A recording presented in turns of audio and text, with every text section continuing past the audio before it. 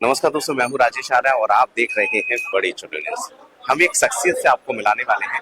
Patient है और अभी वो बिल्कुल ठीक हो गए हैं। इनका नाम है अमित। इनसे खुद हम बात करते हैं। सर नमस्कार।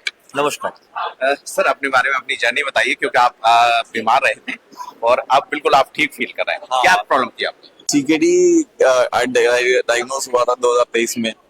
तो मुझे खांसी हुई थी, खांसी दिखाने गया तो खांसी के साथ बीपी डायग्नोस हुआ, बीपी के साथ सीकेडी डायग्नोस हुआ। सीकेडी होने के बाद हम एलोपैथी में ट्रीटमेंट के लिए गए।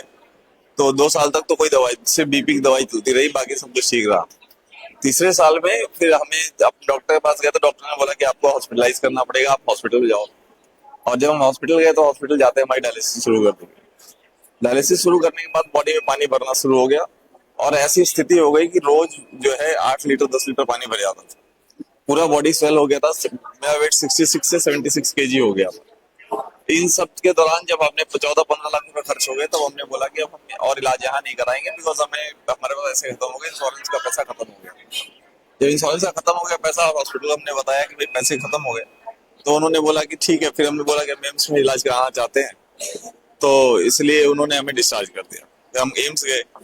एम्स में फॉर्चुनेटली डॉक्टर्स थे, अच्छे थे, उन्होंने ट्रीट करा। उन्होंने डायलिसिस नहीं करी, उन्होंने जो है दवाई से ऐसा किया कि यूरिन निकलना शुरू हो गया मेरा अच्छे से।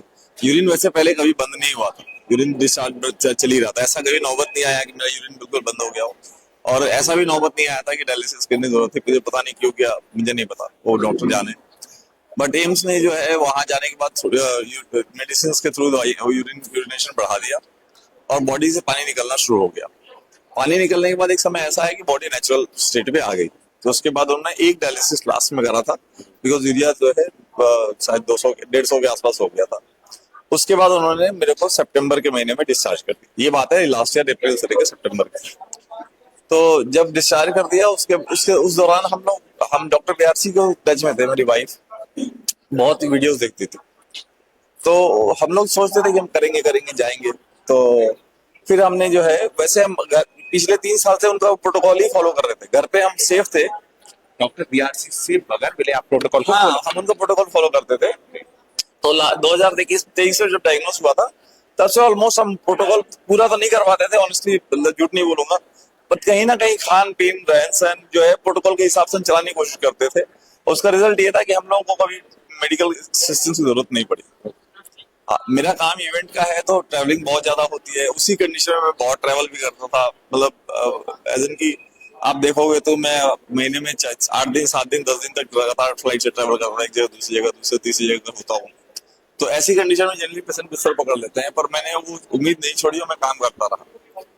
तो लास्ट लास्ट अप्रैल में जब मैं बीमार पड़ा और ये सारी कहानियां हो गई, फिर हमने डिसाइड किया कि अब डॉक्टर बीआरसी से मिलेंगे। और रास्ता ढूंढते रहे कि कैसे करें कैसे करें। बाथटब नहीं मिल रहा था, तो मैं स्पा में जा जाके हॉट वाटर इमर्शन करता था।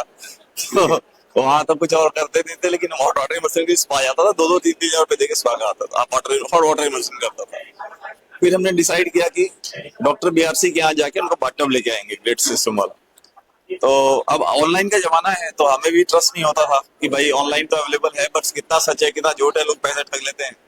तो हमने डिसाइड किया कि हम उनके सेंटर पे ही जाएंगे फरीदाबाद, और वहीं से खुद लेके आएंगे। तो कब कब आप मिले डॉक्टर बीआरसी से? तो मैं गया जनवरी दिसंबर में।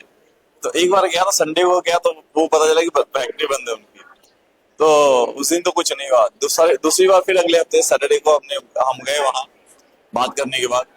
तो जब बाथटब की डेमो होनी थी तो हम इस रिसेप्शन पे खड़े थे, फॉर्चुनेटली डॉक्टर बीआरसी मिल गया वहां। And he so humble, so polite कि ऐसा आदमी मैंने लाइफ में नहीं देखा। मैंने उनसे बोला कि सर मैं तो आपसे कब से मिलना चाह रहा हूँ, 2 साल से, और मेरी वाइफ भी साथ में थी, तो हम तो मिल नहीं पा रहे थे। ही वॉज सो हम्बल की, सो ग्रेटफुल टू हिम, कि वो लेके हमें सीधे अपने कॉन्फ्रेंस रूम में बैठे।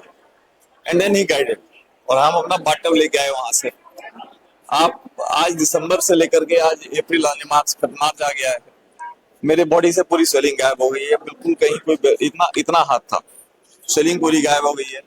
बीपी जो 170 180 से नीचे नहीं आता था, आज 135 140 बाई 80 60 70 ऐसे रह रहा है। तो और स्वेलिंग पूरी खत्म हो गई है बॉडी में, बीपी कंट्रोल हो गया है। पहले मैं ऐसे लोग जो इस बीमारी से गुजर रहे हैं, उनको क्या कहना चाहेंगे? एकदम आंख बंद करके फॉलो कीजिए, कोई किसी चीज से डरने की जरूरत नहीं है।